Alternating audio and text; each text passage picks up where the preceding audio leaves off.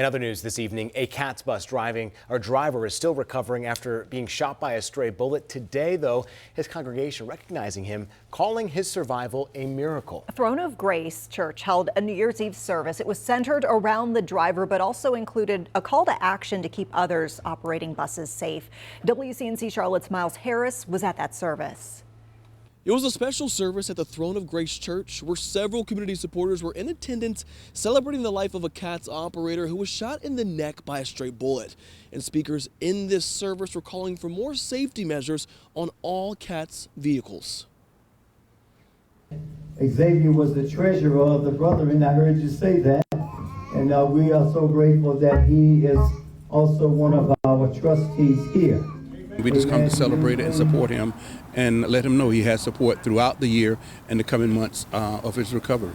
Sheriff Gary McFadden said that spirits were high during the service as community members gathered in support for Zavier Austin, who was shot while driving a CATS bus just over a week ago. His concern focuses on how to better protect and manage public transportation buses during emergencies. If it's nothing but a policy change, when I talk to the drivers, simply calling into headquarters or calling in somewhere before calling 911 is a concern to me. That's time wasted. Charlotte City Council member at large, Lawana Mayfield, echoing the call for more measures to be taken to keep those behind the wheel safe from violence. Councilwoman Mayfield admits that a lot of progress has been made with more funding and environmentally friendly buses, but more work is still needed. Our drivers need to be protected. Our drivers are assaulted by passengers that may have mental health issues. And for me, it comes down to the conversation of political will versus political ability.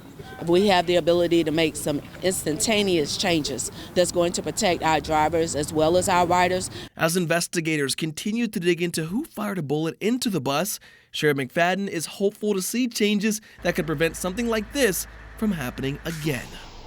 That call has to happen, and it will save lives. If we all get involved instead of sitting at home Monday morning quarterback what somebody else is doing and get involved, that is the key to success.